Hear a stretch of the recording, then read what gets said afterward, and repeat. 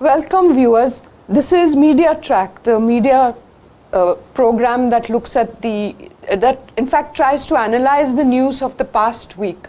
And with me is Ashley De Rosario. I'm Devika Sequeira. We are on episode 47, and some of the biggest stories that have been sort of featuring in the past 3 days. In fact, events are just moving very rapidly. One is a political story, and the other one is, of course, the galloping numbers of the pandemic in India. To just give you a little background of the big India stories, on Thursday, that is July the 6th, today we are on 16th. July the 16th, the crisis which is playing out in Rajasthan, the political crisis, has now moved to the High Court, to the Rajasthan High Court, and Sachin Pilot, the young Congress leader who was supposed to sort of take over from Gehlot, has been removed as Deputy Chief Minister and as the Rajasthan Congress President. And the 19 MLAs that are with him have, I think, 17 MLAs, if I'm not right. Yeah. Ashley, is it 17 or 19? 17 MLAs that are with him have been, given disqualification notices by the Speaker of the Rajasthan Assembly. Now, the thing is that, the Congress has lost so many governments, the Karnataka government, the government in Madhya Pradesh, and any others that they were elected. Of course, Goa. You can't forget Goa. And was it Manipur? Manipur, I think. Yeah. So this is, another government that could go the BJP way, though the BJP doesn't have its numbers. The suspicion is that the BJP has a hand in this, though Sachin Pilot has said that he has no intention of joining the BJP. But then, with politicians, you can never go by their word. Now, to just give a little overview on the India coronavirus numbers, I'm just reading on the latest figures from the Indian Express, which says India coronavirus numbers expected to reach 1 million today, and Karnataka has been the focus of attention for its rapid rise in numbers. In fact, Ashley, if you recall, one Karnataka minister said only God can save us now from coronavirus. And the next one is Uttar Pradesh, Andhra Pradesh and West Bengal have all seen a sharp increase in their coronavirus figures. And today, I think we had 30,000 cases up to now. Yeah. So that's a huge, huge spike. But coming back to Goa, Ashley, we are now back in a lockdown from Friday. And that is a complete lockdown for 3 days. Now, this has come in the back of, Governor Satyapal Malik calling a meeting yesterday with the Chief Minister, because from all indications, the Chief Minister seems to have lost control of the situation. He's been announcing one measure after another and then doing a new going back.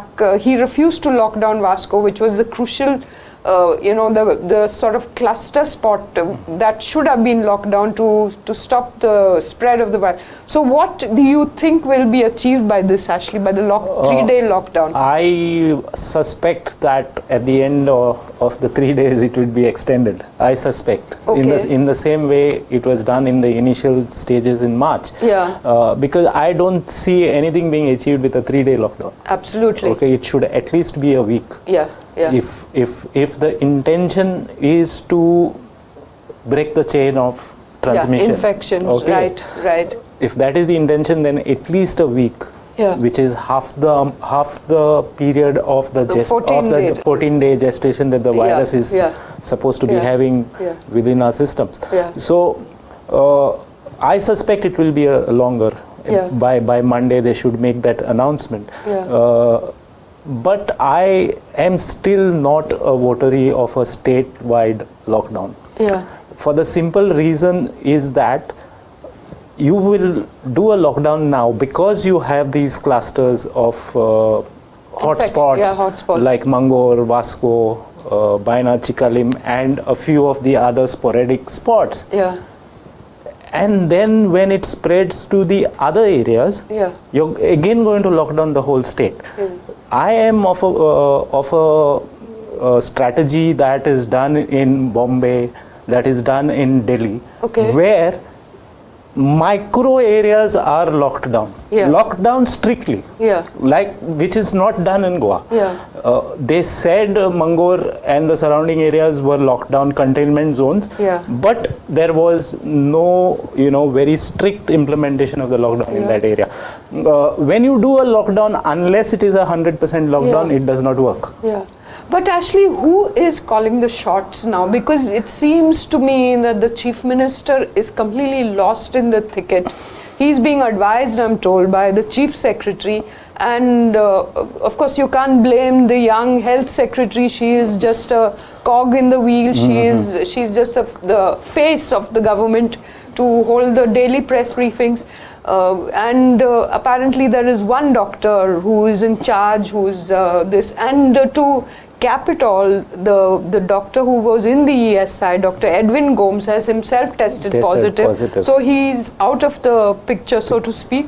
And is there a committee or anything that has been set up by the government to oversee this whole thing, this crisis? This is one lacune that the government had right from day one. They never had a set of, local experts, doctors or maybe epidemiologists advising them on this issue right from the start. It was the bureaucracy that was just following the SOPs that were being sent by the Central Health Ministry or the Central Home Ministry.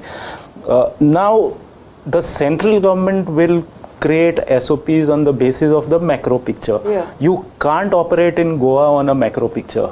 Goa is such a small place. There are communities within communities. You got to bring in the local factors, take cognizance of the local factors before devising a strategy to fight the virus, which they have never done. Now, I think it was a week ago or 10 days ago that the Supreme Court in a particular case at Delhi had issued directions to all state governments that they should have a committee of experts in place to advise the government on the minor medical issues of tackling the coronavirus, which the Goa government has done. It has appointed a committee under Dr. V.N. Jindal, who was a former dean of the Goa Medical College, highly respected in the medical fraternity. He has in his committee a former director of health, Dr. Dalvi, and another senior health retired doctor from the health services. So they are supposed to be giving the government a report on what needs to be done. But isn't that rather odd that now at this stage where the horses have literally bolted, they're going to give advice at such a late stage. Now look at the the hotspots have been the industrial estate where Tulip Diagnostics, 136 people tested positive. Now they were not at all tested earlier to see the infection. Apart from that, I learned from the government that one of those people took the infection home, gave it to his wife, or the wife gave it to the husband, and that person brought it all the way to a bank in Panjim. So this is the kind of the botching up that is being done by the government. Devika, I will take you to a time. There was just another point I want to make to you, Ashley, so you can just reply to that also. Now there's a report in Herald which says, playing down the lockdown effect, the tourism sector urges government not to cancel scheduled flights. I mean, you're in a lockdown and they're still saying let the flights come in. So what are the tourists coming for? To spend the lockdown days here? What exactly is going on? It is so, erratic, so undecisive, the whole action of the government. Everyone is trying to take advantage of the situation. That's the problem. Are they taking advantage of the situation? I think they are. Are they taking advantage of a weak chief minister? Exactly. That's part of the situation. That's part of the situation. But Devika, it is beyond that narrative. The virus is here to stay, as we've been saying all along. It's not just going to go away with decisive action from the government or whatever. But this spread that has happened to that pharma unit in Verna, you were saying that one person from there brought it to a bank in Panjim. I will take you to a time a little before that, when the first cases in Mangor came.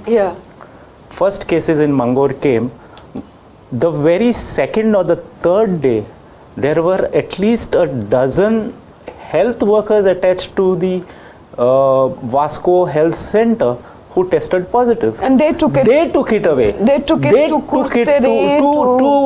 hinterland areas like Morle in Sattari. Yes, that's right. And so this is a complete failure of the government. Absolutely. They were talking about what great, what is it called, tracing, tracking, contact tracing that they had, Then there are stories flying around that even people who test positive, okay, they stay at home till such time as their reports come. Right. And when they are intimated that they are, tested positive, so they are going to be transported to these COVID care centers. I mean, the ambulance reaches the house of that patient 8 hours, 12 hours later. Right, absolutely. I mean, this is inexcusable. There was a story that struck me, Ashley, it's your story. I read it in the Goan. It says that VIPs don't care and doctors are being sent home to test them.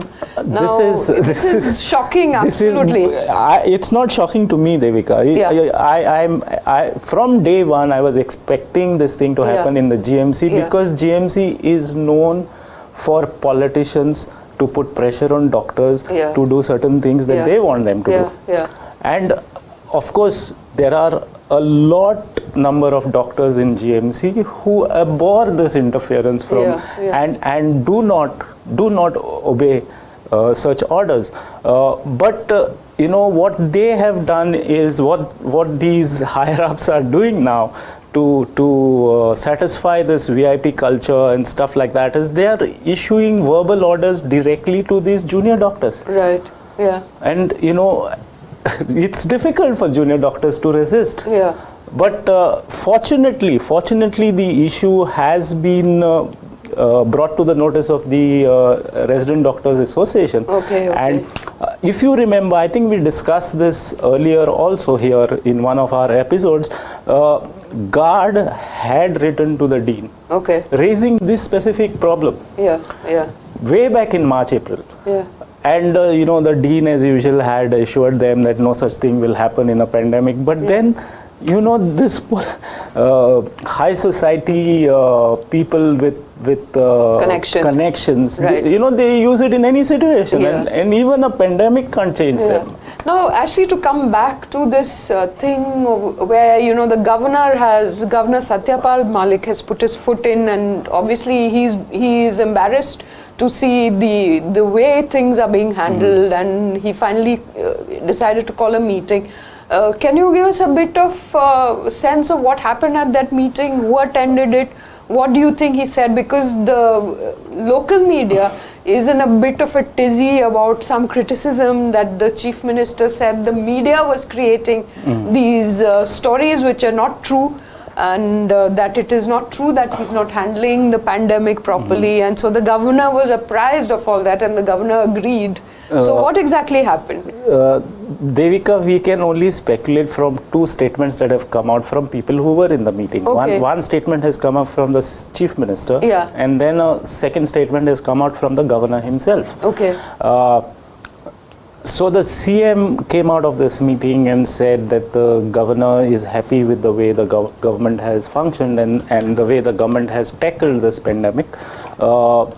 He said that he briefed the Governor of all the steps that are being taken and all that stuff. And he made a comment that, when the Governor called for this meeting 2 days ago, it looked like he called it because the situation was not good. So to kind of, deflect that narrative, the Chief Minister came out with this statement that the Governor is happy and blamed the media for projecting the wrong picture. And then the media got an opportunity to speak to the governor, and the governor denied having said that. Right. So this whole media teasy over that is, you have two people who are at the same meeting and you have two different statements coming from them.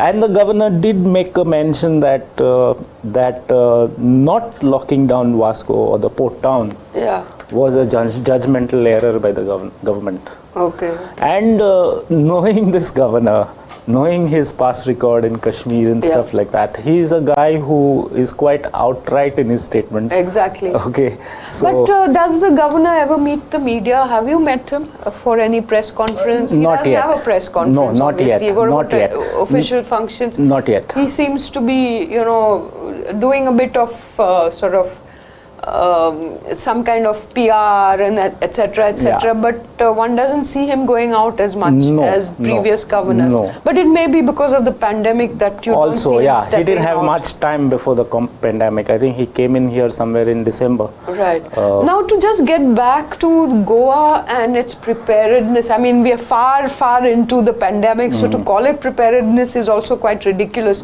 But do we have the beds? Because you know how it is. One day, Vishwajit Rane said that we are running out of beds. The hospitals are going to have to reserve 20% of their capacity, private hospitals, to treat these patients. And then the Dr. Ira, she said that no, we do have enough bed space. So we are getting this very conflicting kind of stuff about how much capacity we have, and there's also the thing of ventilators, etc. also, which is being Devika, from what capacity we have right now in the hospital and the 5 or 6 COVID care centers they have set up in different places, they will be full. Okay. If the numbers that are coming out, 200 a day. Exactly. We are at 200 a day. Exactly. It's not a joke. So we have numbers coming out in the region of 200 a day, and we have people getting cured at the rate of 50, 60 a day. So we are far ahead. So more patients are being added, more positive cases are being added to the number of beds that are required. But I don't think that is a problem, because they will change the SOP. They will change the SOP where some of those very mild symptomatic or asymptomatic cases without morbidity, without comorbidity, will be home quarantined. Okay, because that is what was done in places where the medical infrastructure was far outrun by the number of patients. In Bombay, in Delhi. In Delhi, for example, if there are 100 cases, about 80 cases are home quarantined. And they are given that medical kit. They're given that oximeter. Then there are teams of doctors and paramedics visiting this home quarantine on a daily basis, twice, thrice a day. See, the problem is that oxygen supply. Okay, you don't even need ventilators. Ventilators are required. So you can actually treat yourself at home if you have oxygen. If you have the proper know-how, if you have been instructed properly, and you have that equipment, you don't even have to go anywhere. But there's a lot of fear and this, that, that you might not actually survive it if you're at home, and it's always better to be in the hospital. One doesn't know for sure. But what when you don't have a hospital facility? Exactly. When you don't have beds available in the hospital, what are you going to do? That's true. Actually, to come back now to the political story, there were these two opinion pieces on the whole crisis in Rajasthan. One was done, of course, by Mani Shankar Iyer, a very old veteran Congress leader who used to be a minister in Rajiv Gandhi's government. And today there was one done by Captain Gopinath. So, both these things have been sort of trending quite a bit. And what Mani Shankar Iyer said, for the first time, he has said that Congress needs a hands-on leader who enjoys the confidence of the party. And he said that congressmen have left Congress earlier but they were different leaders and it is not the same party. Now that of course can be seen as a jibe at Rahul Gandhi, Sonia Gandhi and Priyanka, the Gandhi dynasty, so to speak. And he started by saying there is something of King Lear about Rahul Gandhi. Those who he loves the most are the first ones to betray him. Those who he loves the least are the ones who remain with him. And he says, I should know, the background of it. He was sacked himself. Manishankar Ayer's a complete loyalist was sacked by Sonia Gandhi, and now he's back in the thing. And then there is one by Captain Gopinath, and he talks about, it's wrong to sort of say Rahul Gandhi is King Lear. He says he is more like Hamlet. Rahul Gandhi is no King Lear, he is Hamlet. There may still be a remote possibility to save the Congress if Rahul Gandhi can take full command and get his mother to retire completely. So what he's saying is the problem is not Rahul Gandhi, who has given it his all and who can, of course, make a difference. And he talks of how Rahul Gandhi won 3, states, not a small measure. If only Sonia Gandhi were to step aside and give him full control, maybe he would do better. So what is your reading of the situation? Where do you think the Congress is headed? Now this is yet another huge state. It will be a big loss if another state is taken over by the BJP, which is, a juggernaut that is sort of rolling through the country, mowing down all opposition, and so on. Devika, this is a perennial problem with the Congress. Yes. When it is not in power, Yeah. when it is not in power in Delhi, at the center, is when the High Command is the weakest. Okay, this is a problem that we've seen so many times. When they were not in power between 96 and 2004, Yeah. we had these problems coming up then as well. Because when they are in power, the central leadership of the party, Yeah. cracks the whip. Yeah. When they are not in power, they are incapable of cracking the whip. Yeah. So I don't think, it is easy for any political analyst, journalist or otherwise to, write a kind of a RIP of the Congress from events like this. Absolutely. Okay. Yes.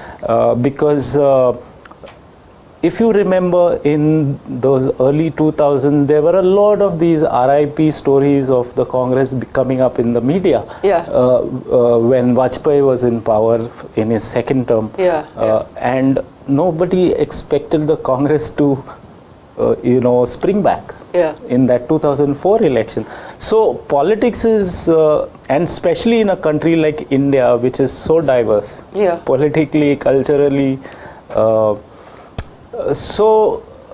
This is another event. It happened in MP 2 months ago. Yeah. Okay. This is something else that is happening in Rajasthan. What seems rather cynical about this whole thing is that the BJP should be playing these political games at the height of the coronavirus. And it's not as if we are in a good place that, we can expend so much energy on politics right now, but that seems to be the strategy of the party. That, wherever they can, they will sort of try and change the government, bring it down. I presume the same thing is going to happen in West Bengal, where elections are due sometime later this year. Next year. Next year, First is Bihar. First is Bihar. Yeah, so Bihar it will be due. interesting to see how these, these governments cope and the opposition. Yeah, but Devika, the BJP is, in terms of public perception and in terms of popularity. I was reading the Huffington Post, one story in the Huffington Post yesterday, which did a story on a poll that was done on Modi's popularity, and it said that it is at the lowest. Is it at the lowest? Yeah. How low is it? I don't know the exact numbers, Okay. but it is at the lowest since 2014. Okay. And I think I tend to believe those numbers for the simple reason that Modi has got a beating in this whole coronavirus atmosphere, as and well as the economic crisis that was playing out, as well as their core issue. No, their core issue is nationalism and Modi's machoism in that whole nationalism thing, which has got a huge beating with this Chinese incursion in Ladakh. Yes. So in terms of popularity, definitely the BJP is on a low at the moment. And if there is an election, which there's going to be a Bihar election, I'm sure it's going to reflect in the numbers there. Okay. So actually, just to sort of end the program, I'd like to ask you what is happening with education in Goa, because there is a story here which says online admissions, chaos and confusion from day one. That story, I believe, is in your paper. Yeah. What exactly is going on? See, the admissions have been opened up now with the GSET results out. Admissions to the professional courses have been opened up online. But that confusion is bound to happen because it's the first time they're doing it online alone. Okay. Yeah. So these hiccups will be there. But there is no clarity of when the academic year will start. Okay. No clarity on that yet. Yes. Okay. So far as the higher education colleges are concerned, they will do the formalities of the admissions and stuff like this online, and then take a call on when to start colleges, whether online or physical. As far as schools are concerned, individual schools are making a huge effort to reach out to students online. They have started academic work. They have started teaching them online with the aids that were given during the vacation. Thousands of teachers underwent training in conducting online this thing. And currently, another program is on where teachers are being taught how to make videos. They are being taught by an agency from Delhi in collaboration with the State Council for Education Research and Training to create videos, instructional videos, lectures, which will then be transferred to the students who can then listen to that. I would like to end on a little hopeful note and a very nice story I read in the Times of India. It's done by Lisa Montero. It talks of a 14-year-old girl from Fatima Convent in Margao, class 9 student, Anthea Dias. And she was recently named winner in an online competition run by progressive musicians, and she won that competition, and now she will perform at New York City's iconic Carnegie Hall. And this will happen, it was supposed to be in December, so this will happen in July next year because of the COVID pandemic. Anthea is the only resident Indian to be declared winner in the competition, in which she played Chrysler's Preludium and Allegro in the style of Paganini. Not only was the submission for the contest online, Anthea's practice and training sessions were conducted on WhatsApp. Her teacher, Winston Colasso, who guided her through the competition, made sure the lockdown didn't interfere with his WADS preparation. Well, I can testify to her great talent because I heard her play in Menezes Braganza sometime last year. And on that very nice note, we end today's program. We'll see you next week, and thank you for watching.